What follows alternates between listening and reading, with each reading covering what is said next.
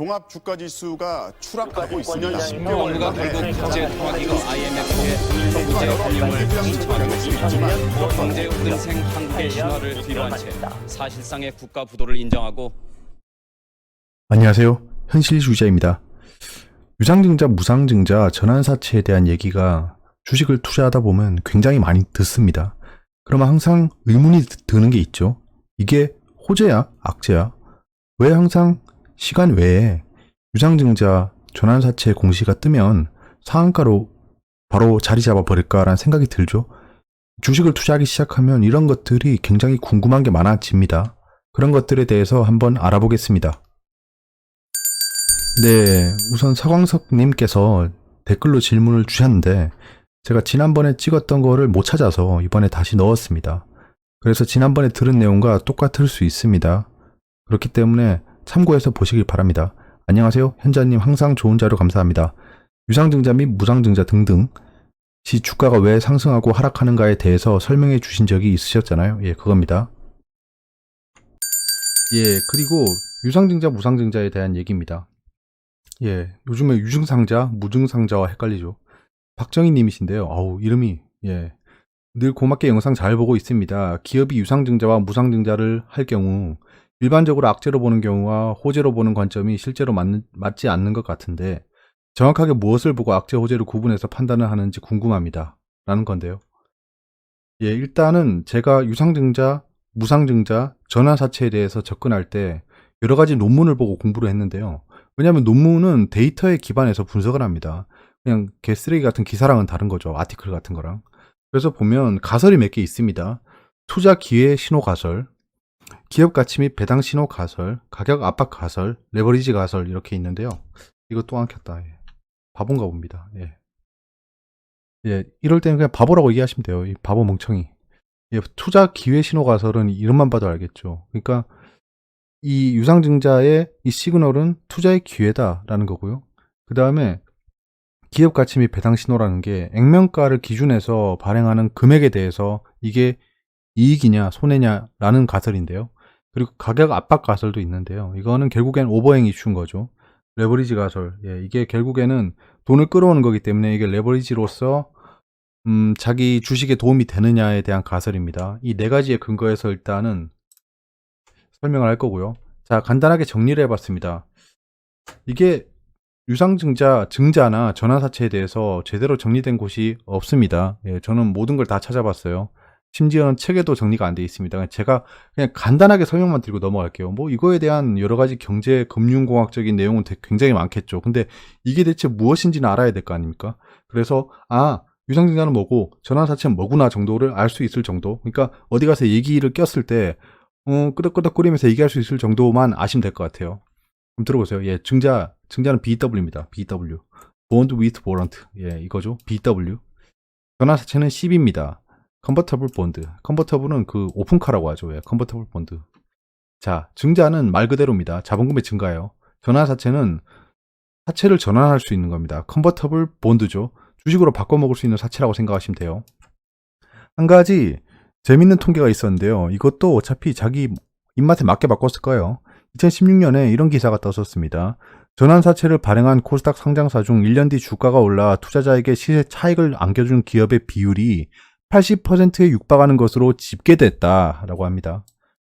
자, 증자라고 하면 유상증자랑 무상증자 두 개가 있습니다.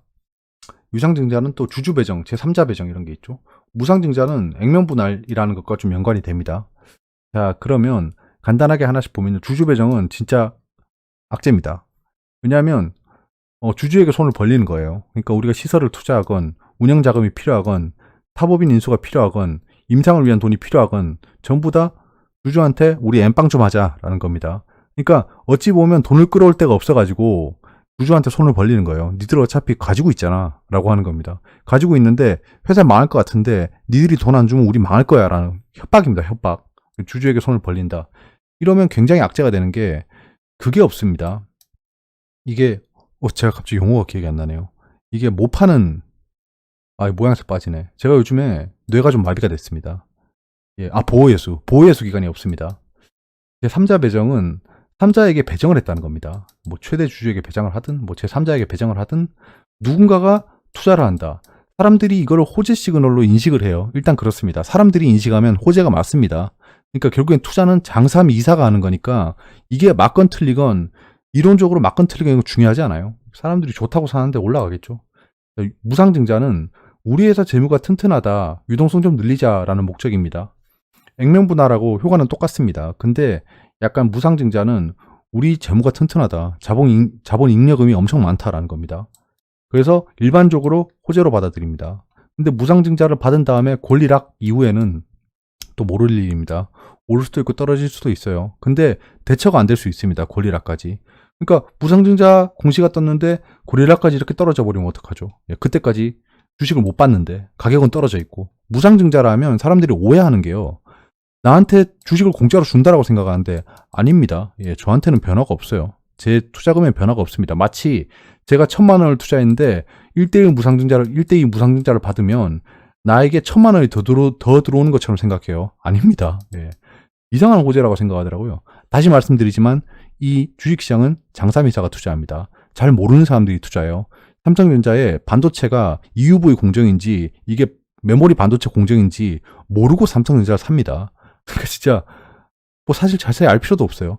지금 삼성전자를 20년 투자해가지고 몇십 배 튕겨먹은 사람 반도체 공정이 뭔지도 모릅니다. 뭔지도 몰라요. 그러니까 뭐 막 또 잡설이긴 한데 바이오를 투자할 때 임상이 정확히 어떻니, 이 포트폴리오가 어떻니, 이 뭐 리보세란립의 성분이 어떻니 이런 거 자세히 공부하실 필요 없어요. 없습니다. 자, 아무튼 어디까지 얘기했지? 진짜 제가 3000% 빠지는데 1인자입니다. 자, 그래서 전환사채를 보시면 자, 바꿔먹을 수 있는 사채입니다.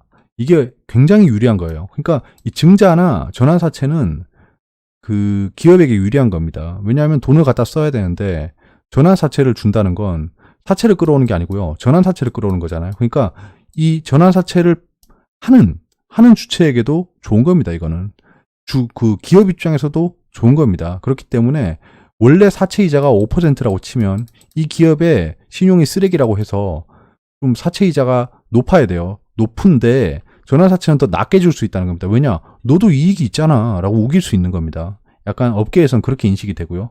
이자가 0%인 전환사채가 있습니다. 보면 전환사채 공시를 보면 여러분들이 보셔야 될 항목이 몇 개 있어요. 그 이자가 0%다라고 하면 이게 선언을 한 거죠. 야, 너 이거 전환사채 이자 안 줄 거야. 근데 나중에 주식으로 가져가 라는 겁니다. 그냥 돈을 땡겨오는 거예요. 이거 보면 굉장히 야, 장사 잘하네 라고 생각할 수 있습니다. 만기 이자만 보전해 주는 거죠. 결국에 만기 이자는 줘야 돼요. 만기 이자는 줘야 돼요. 이것도 차손금으로 잡혀 있습니다. 주식 상승에 베팅하는 거죠. 결국 투자하는 사람은. 왜냐하면 이자를 못 받아요. 이자를 못 받는데 결국엔 전환을 하겠다는 겁니다.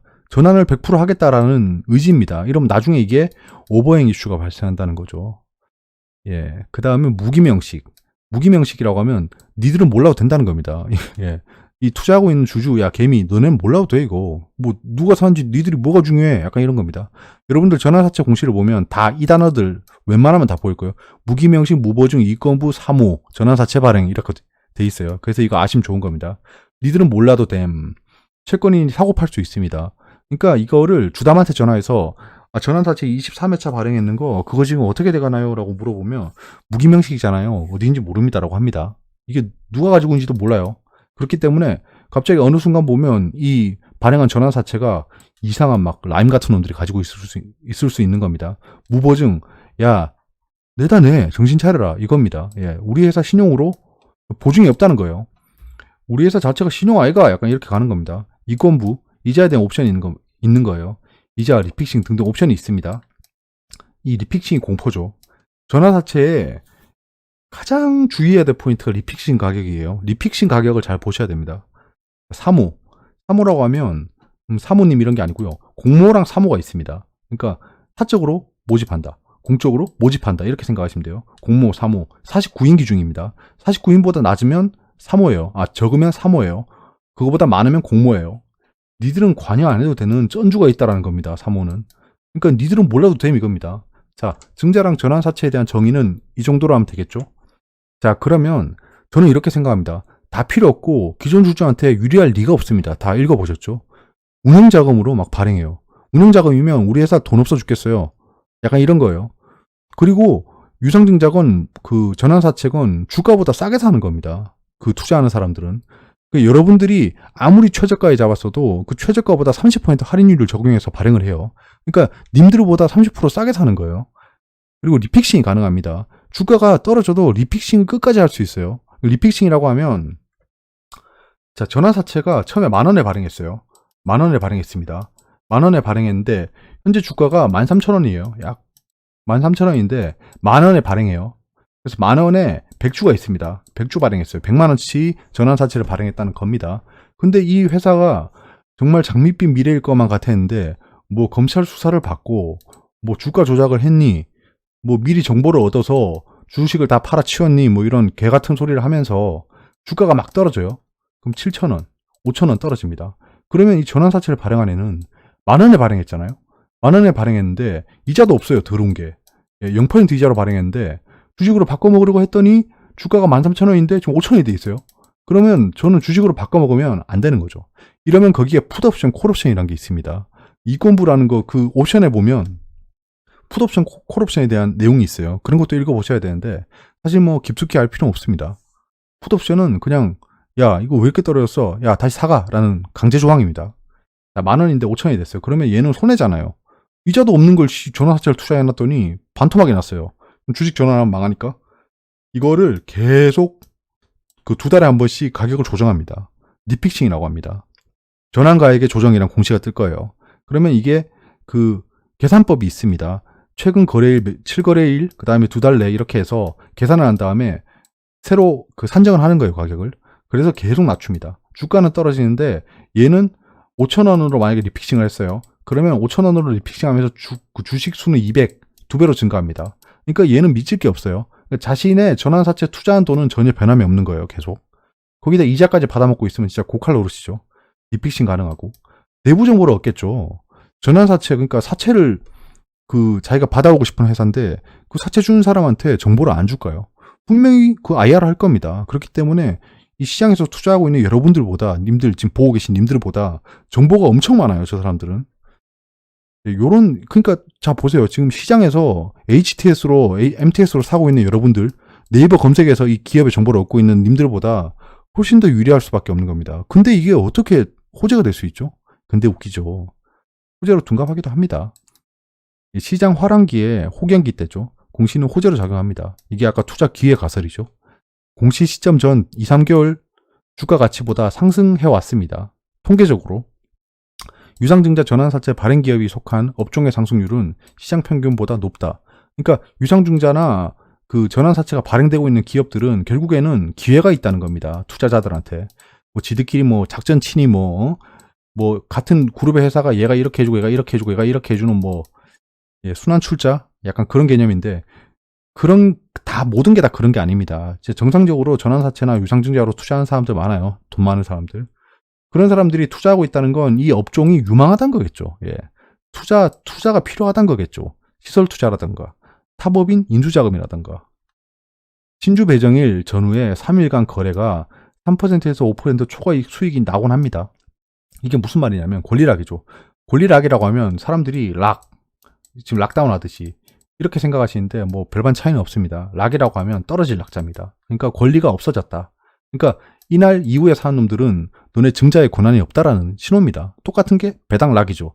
배당 락, 그러니까 배당의 권한이 떨어졌다. 그 뒤에는 배당에 대한 권한이 없어진다는 겁니다. 자, 이거는 그 신주 배정일 전후 3일간 거래가 3%에서 5% 초과 수익이란 거는 공시일보다 신주 배정일에 상승률이 더 크다는 겁니다. 이게 한국 시장이 되게 비효율적이라는 얘기예요. 그러니까 보통 공시가 발생하면 이 기업에 호재가 있나 보다 이렇게 돼야 되는데 놀랍게도 신주 배정일 근처 3일간 거래가 이때 그 수익률보다 초과 수익이란 거예요. 되게 신기한 거죠. 자금 용도가 시설 투자 타법인 인수일 시 초과 수익률이 조금 더 크다. 이거 제가 말씀드린 거죠. 시설 투자나 타법인 인수. 그러니까 유상증자건 전환사채건 발행했을 때 목적을 보셔야 됩니다. 목적을. 그런 거에 따라서 호재가 결정된다는 거예요. 초과 수익률은 발행 규모와 반비례한다. 예. 발행 규모가 엄청 커버리면 오버행이 발생한다는 겁니다. 자, 이렇습니다. 그래서 결론적으로 말씀드리면 유상증자건 무상증자건 전환사채건 호재일 수가 없습니다. 근데 한 번씩 이런 게 있어요. 그러니까 어떤 바이오 기업이 임상을 하고 있어요. 근데 정말 막 언론의 스포트라이트를 받고 있는 기업이에요. 근데 이런 기업이 임상을 추가 진행하려고 하는데 돈이 없어요. 그래서 전환사채를 받았어요. 뭐 신라젠 이런 애들 그 키움증권한테 그때 막 3천억 받고 그런 거 기억나시죠? 그렇게 그 투자를 받아오면 결국에는 이거는 호재라는 겁니다. 왜냐하면 이 기업은 앞으로 장밋빛이거든요. 장밋빛이기 때문에 이렇게 또 막 게시판 가면 이렇게 떠들고 있어요. 야, 키움증권이 진짜 뭐 뇌에 총 맞았냐? 얘한테 투자하게. 얘는 쟤들이 어떤 애들이냐? 정말 철저한 애들이다. 돈을 저렇게 많이 투자하는 거는 이 기업에 장밋빛 미래가 있다는 거다. 근데 신라젠 어떻게 됐죠? 아무튼 그게 뭐 모든 게 통하는 건 아니지만 그렇게 호재로 얘기하면서 상승시키는 경우가 굉장히 많다는 겁니다. 그러니까 여러분들이 모르는 정보로 좌지우지한다는 거예요. 전환사채 같은 경우에도 똑같죠. 탑업이 인수자금에 딱 찍혀 있으면 그냥 그 시장이 끝난 이후에 시간의 단위가 거래때 이런 공시가 많이 뜨거든요. 그 규정은 제가 못 찾겠습니다. 규정을 아무리 찾으려고 해도 없더라고요. 그때 공시가 뜨면 항상 시외 상한가를 갑니다. 순간적으로 시외 상한가를 가요. 이거는 왜 그러냐 하면 그 시그널을 잡고 그냥 시간에 매수를 넣는 매크로가 있는 거예요. 아무튼 그런 것들 때문에 순간 시간의 상한가를 가는데 그때 자기들이 가서 분석해 보겠죠. 이 전환사채가 호재인가 아닌가 분위기를 보는 겁니다. 아무튼 예 그렇습니다. 그래서 좀 내용을 좀 보실 필요가 있고 리픽싱 금액에 대한 조항을 보는 게 좋고 풋옵션과 콜옵션이 있는지도 봐야 되고 이 기업이 현재 각광받는 업종에 속해 있는지도 봐야 되고 여러 가지가 있습니다. 하지만 결국엔 돈 가진 애들 마음이더라. 네, 어려운 부분이 있으면 댓글로 말씀해 주세요. 예, 유상증자, 무상증자, 전환사채 이런 것들이 주식시장에 큰 변동을 주는 이벤트임은 당연히 사실입니다. 하지만 조금 신중할 필요는 있다고 생각합니다.